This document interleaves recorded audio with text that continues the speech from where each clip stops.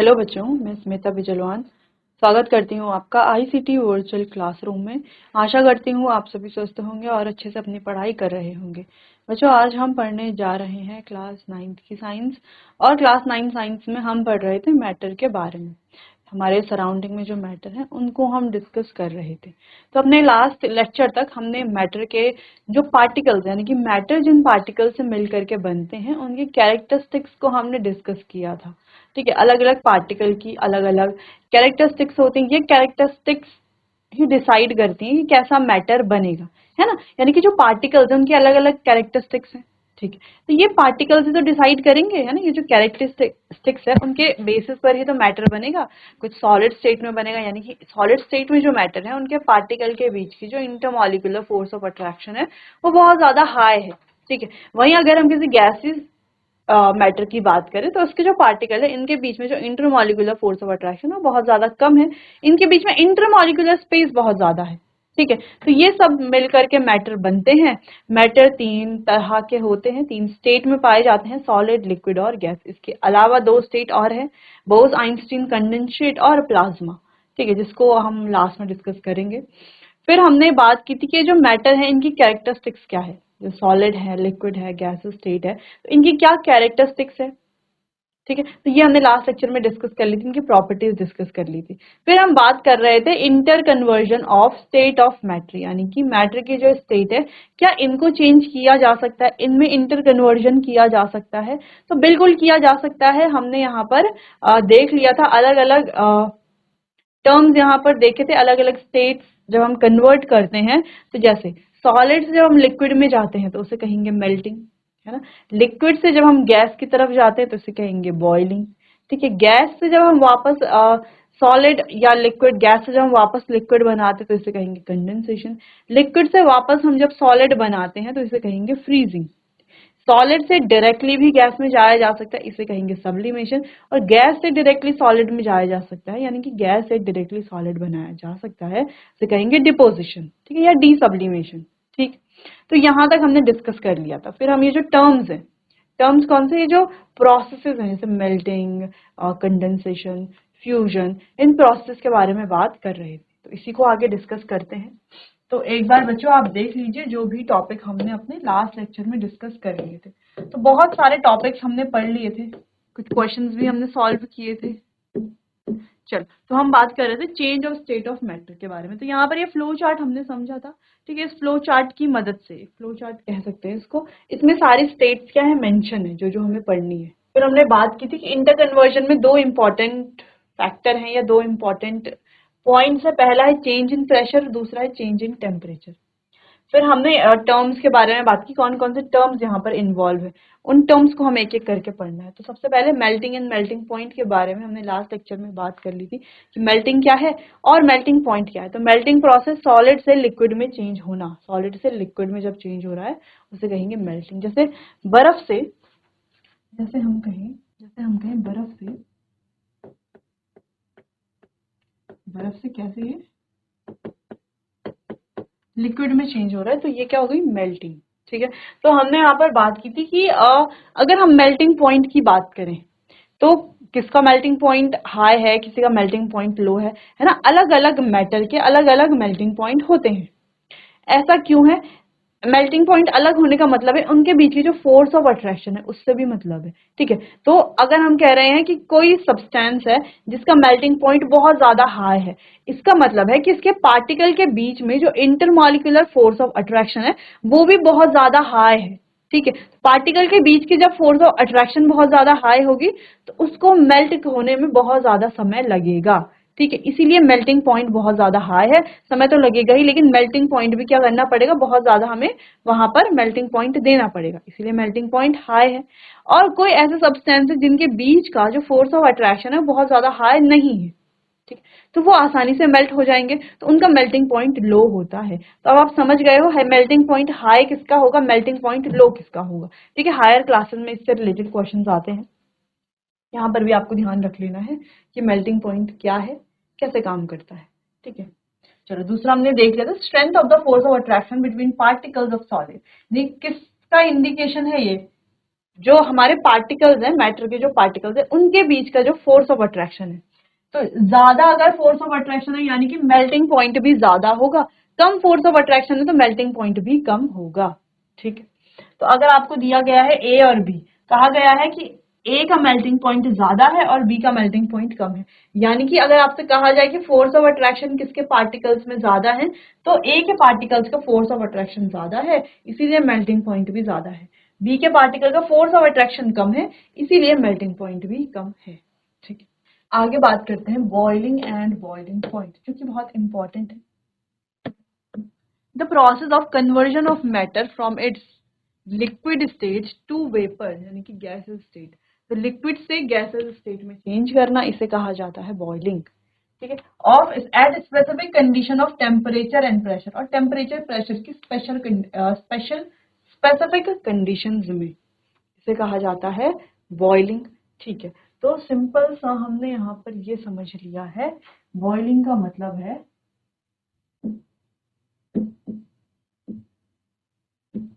Liquid state से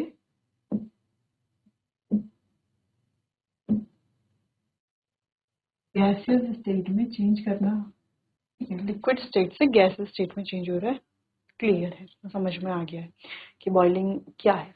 अगर हम बॉइलिंग पॉइंट की बात करें, जैसे हम कहते हैं कि वाटर बॉयल, जैसे हमें पता भी है कि वाटर बॉयल होता है बच्चों 100 डिग्री सेल्सियस पर, वाटर का जो बॉइलिंग पॉइंट है वो है 100 डिग्री सेल्सियस।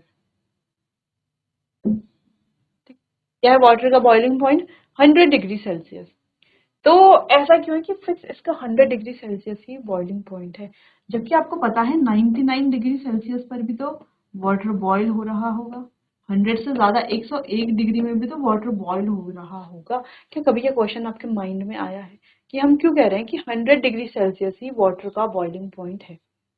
99 पे भी तो बॉयल ही हो रहा है, 98 डिग्री पे भी तो बॉयल हो रहा है, 99.5 पे भी तो बॉयल हो रहा है, 99.9 पे भी बॉयल हो रहा है, 101 में भी बॉयल हो रहा है, 102 डिग्री में भी बॉयल हो रहा है। ठीक, लेकिन फिर भी क्यों कह रहे हैं कि 100 डिग्री सेल्सियस में, 100 डिग्री सेल्सियस ही इसका बॉइलिंग पॉइंट होगा, ऐसा क्यों? तो बॉइलिंग पॉइंट बोलते किसे, पहले ये पता होना चाहिए, है ना। अब कई लोग बोलेंगे, कई बच्चे स्टूडेंट ये सोच रहे हैं बॉइलिंग पॉइंट यानी कि जिस पॉइंट पर वाटर बॉयल होना स्टार्ट होता है, तो वाटर तो बॉयल 99 पे भी हो रहा है ना, हर 101 पे भी हो रहा है, 102 पे भी हो रहा है, 98 पे भी हो रहा है, तो 100 डिग्री सेल्सियस क्यों कह रहे हैं इसके बॉइलिंग पॉइंट को? तो बॉइलिंग पॉइंट की डेफिनेशन अगर हम देखें तो क्या दिख रहा है?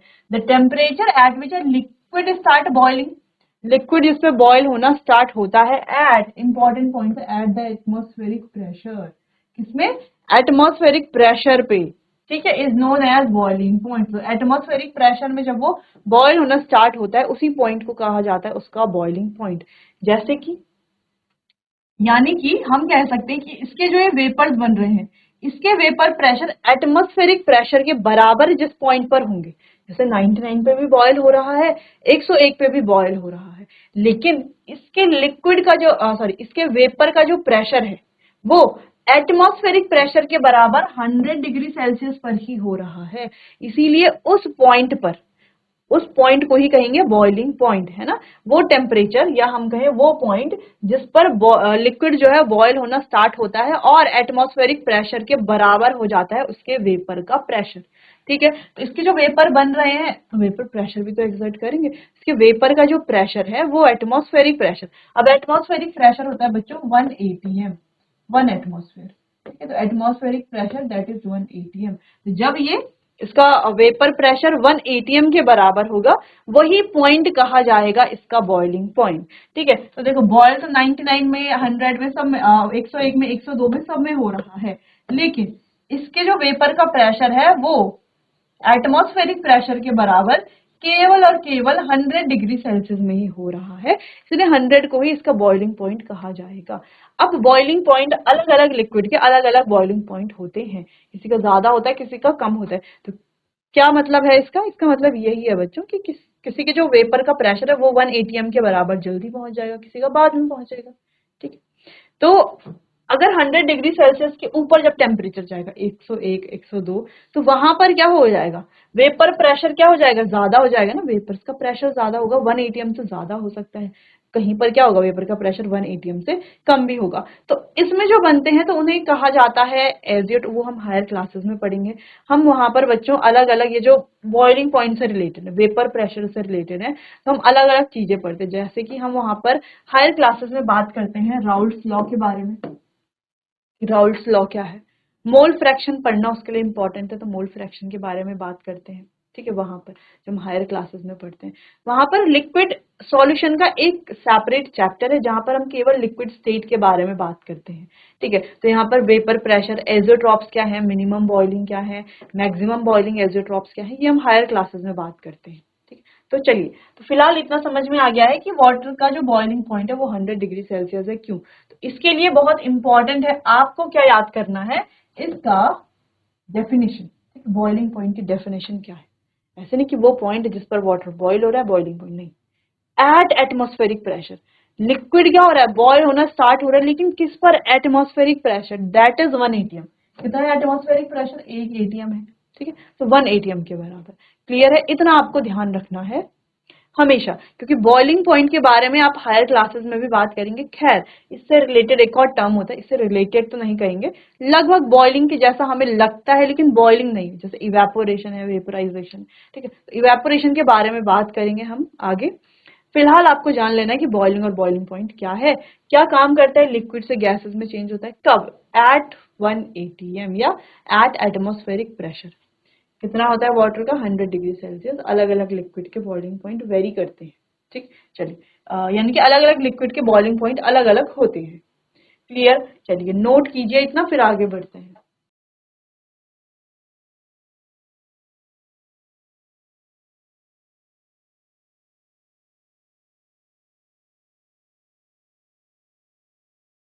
चलिए, तो बॉइलिंग एंड बॉइलिंग पॉइंट हो गया। नेक्स्ट बात करते हैं सब्लिमेशन की। ठीक है, अब सब्लिमेशन क्या है या सब्लिमेशन की प्रोसेस क्या होती है। चलिए, तो सब्लिमेशन प्रोसेस है जहां पर सॉलिड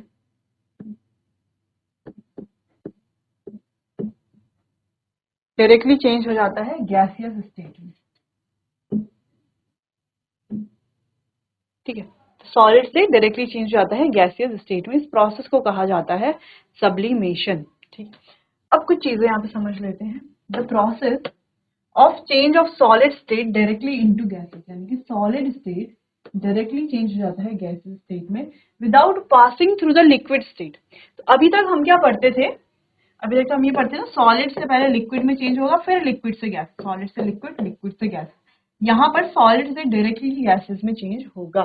ठीक है, इस प्रोसेस को कहा जाता है sublimation and cooling is known as sublimation. ठीक है, ठीक है, चलो, liquid state upon heating and vice versa on cooling is known as sublimation. तो इस प्रोसेस को कहा जाता है सब्लिमेशन। जैसे हम बात करते हैं, एग्जांपल लेते हैं नैप्थलीन बॉल का।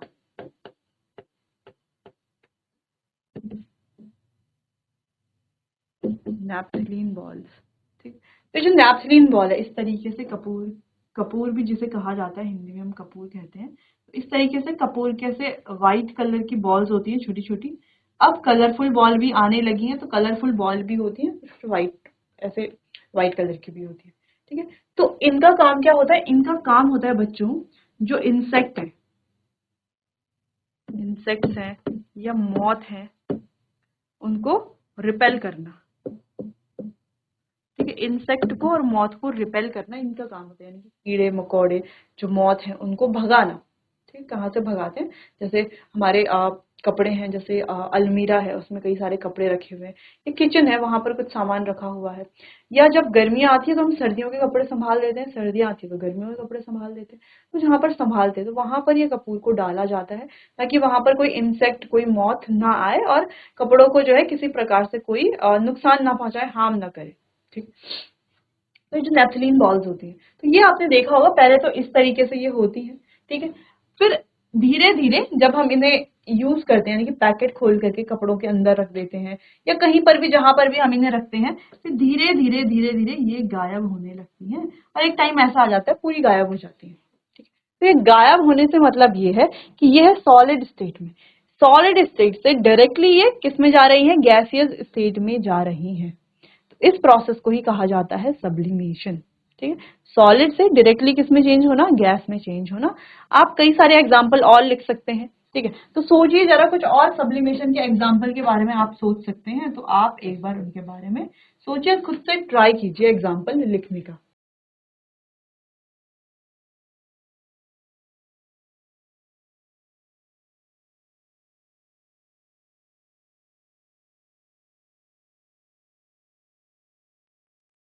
चलिए, तो कुछ एग्जाम्पल हो सकते जैसे कि ड्राई आइस है। ड्राई आइस आपको पता होगा पहले से ही, है ना। ड्राई आइस भी डायरेक्टली किसमें चेंज होती है, लिक्विड स्टेट में नहीं जाती है dry ice. Dry ice directly gases state में चेंज होती है। ठीक है, इसके अलावा कैम्फर है।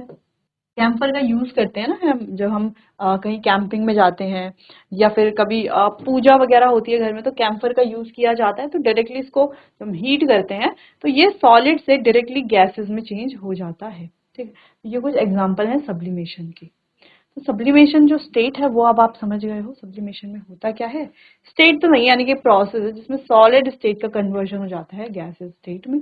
सॉलिड स्टेट चेंज हो जाती है गैसेस में बिना लिक्विड में चेंज हुए। ठीक, चल आगे बढ़ते हैं, बात करते हैं वेपराइजेशन की। अब वेपराइजेशन क्या है, तो वेपराइजेशन सिंपल, जहां पर लिक्विड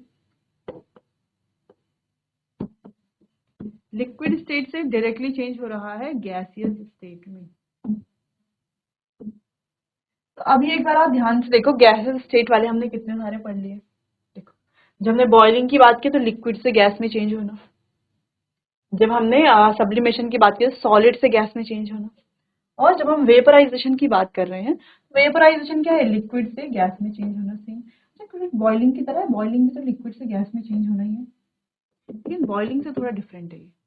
ठीक, चलिए, the process of conversion of matter from its liquid state to gas state at specific condition of temperature and pressure. Temperature condition, pressure की स्पेसिफिक कंडीशंस में, उसी को कहा जाता है वेपराइजेशन। ठीक है, तो वेपराइजेशन में जैसे बॉइलिंग में तो हम स्पेशली बॉइलिंग पॉइंट की बात कर रहे थे बॉइलिंग पॉइंट की बात। ठीक है, तो यहाँ पर हमें कोई स्पेशल पॉइंट की बात नहीं करें, यहाँ पे सिंपल हम कह रहे हैं कि लिक्विड से गैस में चेंज होना, जब हम इसको हीट भी दे रहे हैं। क्या कर रहे हैं, हीट भी दे रहे हैं, ये प्रोसेस कही जाएगी वेपोराइजेशन। क्लियर है, तो चलिए इतना आप नोट कीजिए, फिर आगे बढ़ते हैं।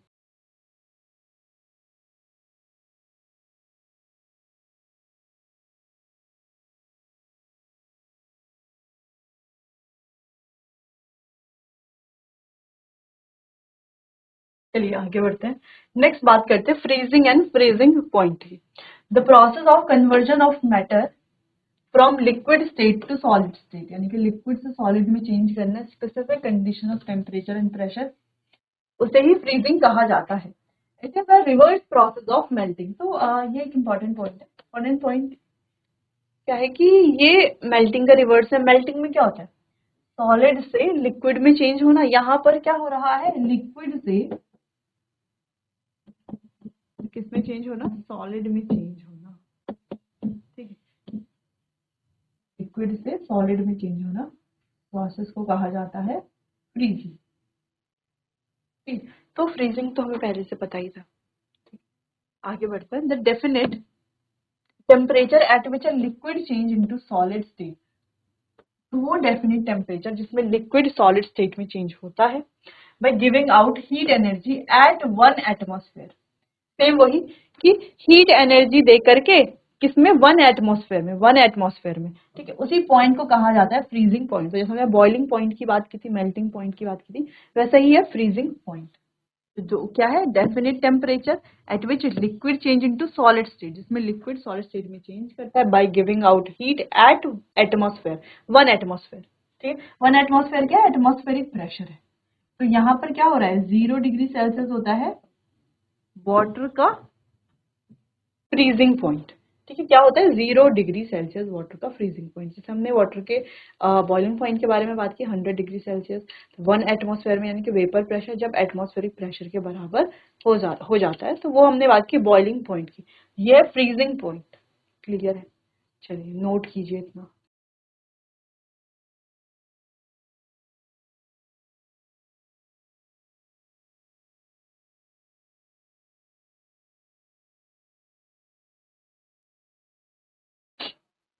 चलिए आगे बढ़ते हैं, बात करते हैं कंडेंसेशन की। अब कंडेंसेशन ये प्रोसेस हमने अपनी प्रीवियस क्लासेस में भी पढ़ी है, तो इस प्रोसेस में होता क्या है पहले ये समझ लेते हैं ना। क्या हो रहा है देखो, लिक्विड से सॉरी कंडेंसेशन में गैसियस स्टेट से लिक्विड स्टेट में चेंज होता है, ठीक है।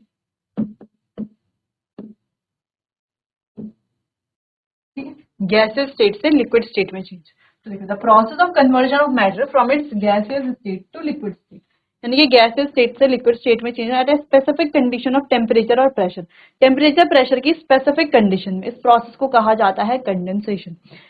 अब यहाँ पर समझ लेते हैं, जैसे इस तरीके का आपने हमेशा देखा होगा, जैसे आप कभी फ्रिज से आपने कोई ये ग्लास है, मान लीजिए ये कोई टम्बलर है रूम टेम्परेचर पर, आपने फ्रिज से चिल्ड वाटर की एक बॉटल निकाली, इसमें क्या है चिल्ड वाटर, यानी कि ठंडा ठंडा पानी है।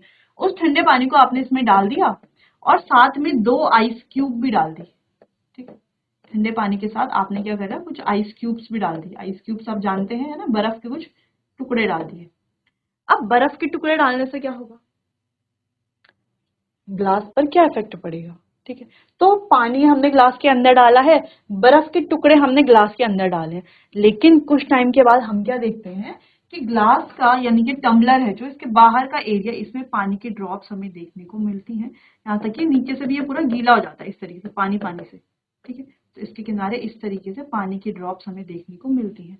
तो ऐसा क्यों होता है, पानी तो हमने ग्लास के अंदर डाला है ना, और ये जो आइस है, आइस भी हमने ग्लास के अंदर डाला है, ठीक है। लेकिन बाहर पानी कैसे आया। आप अक्सर देखते हो कि फ्रिज से जब आप पानी का बॉटल निकालते हो, चिल्ड वाटर, आजकल गर्मियां हैं तो पानी का बॉटल जब आप निकालते हो, या कोई भी कोल्ड ड्रिंक की बॉटल आप निकालते हो फ्रिज से बाहर जो चिल्ड हो, ठीक है, तो कोल्ड ड्रिंक या पानी तो बॉटल के अंदर है, लेकिन आप देखते हो बॉटल के बाहर से भी, आउटर सरफेस में भी पानी की ड्रॉपलेट्स आपको देखने को मिलती हैं। तो ऐसा क्यों होता है, ऐसा होता है कंडेंसेशन की वजह से। अब कंडेंसेशन की वजह से क्यों, इसके लिए हमने क्लास 6 में एयर के बारे में बात की थी, है ना। एयर क्या होता है, तो एयर क्या है बच्चों, मिक्सचर ऑफ गैसेस है। तो एयर में कार्बन डाइऑक्साइड भी होता है, नाइट्रोजन भी होता है, ऑक्सीजन भी होता है ना। ऑक्सीजन पाया जाता है 21%, नाइट्रोजन पाया जाता है 78%, ठीक है।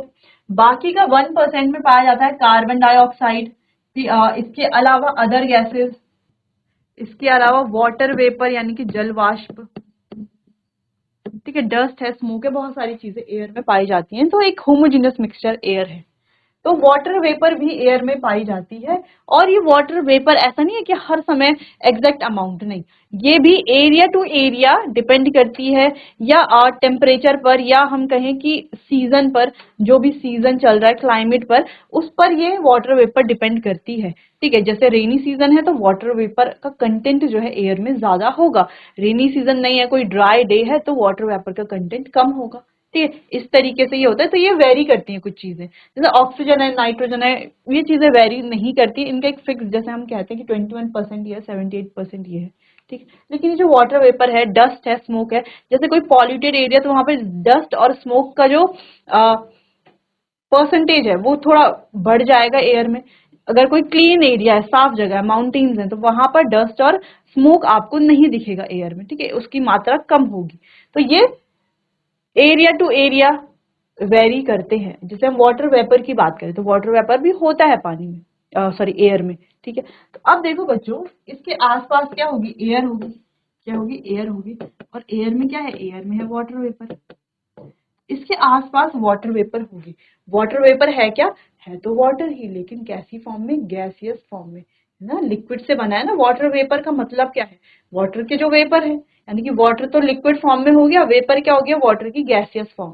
तो ये वाटर वेपर है। तो ये वाटर वेपर जब इस ठंडे सरफेस से टकराती है, अच्छा वाटर वेपर बनी कैसे होंगी, जब वाटर ने कुछ हीट को एब्जॉर्ब किया होगा, उसके पार्टिकल काइनेटिक एनर्जी की वजह से क्या करे होंगे, वाइब्रेट करते हैं, फिर धीरे धीरे वो इवेपोरेट होना शुरू कर देते हैं, ठीक है। तो ये इस ऐसे वाटर वेपर बनता है। तो ये जो वाटर वेपर है, जब ये ग्लास के सरफेस पर टकराएगा, ग्लास का सरफेस है बहुत ठंडा, जब ये ग्लास के सरफेस पर टकराएगा तो ड्रॉपलेट्स में कन्वर्ट हो जाता है। ये जो वाटर वेपर फॉर्म में है वो लिक्विड फॉर्म में कन्वर्ट हो जाता है, यानी कि सिंपल गैसियस फॉर्म से लिक्विड फॉर्म में चेंज होना, इसी को कहा जाता है कंडेंसेशन की प्रोसेस। ठीक, जैसे आप इसको घर में भी कर सकते हो, एग्जाम्पल के जैसे आपने यहाँ पे कुछ बॉईल करने के लिए रखा है, ऐसे समझ लेना यहाँ पर कोई कंटेनर है और कंटेनर को हीट किया जा रहा है तरीके से। ठीक, कंटेनर में है वाटर, अब वाटर के बन रहे हैं वेपर। अब यहाँ ऊपर लगा दिया गया है एक मेटल का सरफेस, कोई भी सरफेस, कोई भी कोल्ड सरफेस, ठीक, कोल्ड सरफेस, ये क्या है, कोल्ड है, इसके ऊपर आइस क्यूब है, आइस क्यूब नाम ही आता है, कोल्ड सरफेस है। तो जैसे ये वाटर वेपर इस सरफेस पर टकराती है, ड्रॉप्स बन जाती है। तो इसको हम इस तरीके से दूसरे कंटेनर में क्या कर सकते हैं, स्टोर कर सकते हैं। ठीक है, वाटर वेपर बन जाती है। तो मान लो ये पूरा क्या है, क्लोज कंटेनर है, यहाँ पर इतनी ही जगह है, वेपर यहाँ जा रही है, इस पर टकराएंगे, नीचे आ जाएंगी। क्लियर। तो क्या हो रहा है, वेपर जो है वो कंडेंस हो रही है, यानी किसी कोल्ड सरफेस पर टकरा कर कंडेंस हो रही हैं, और कंडेंस होकर के उसको हम इकट्ठा कर रहे हैं अलग से, ठीक, कलेक्ट कर रहे हैं। तो ये प्रोसेस हो गई कंडेंसेशन की प्रोसेस। अब आपको कंफ्यूजन नहीं हो रही होगी कि कंडेंसेशन प्रोसेस है क्या, तो एक बार आप देख लीजिए, नोट कीजिए इसे।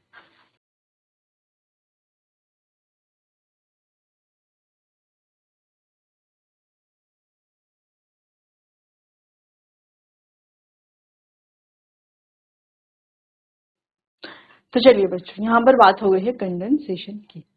अब इसके आगे चैप्टर को कंटिन्यू करेंगे हम अपने आने वाले अगले सेशन में। तब तक के लिए आपका बहुत बहुत धन्यवाद।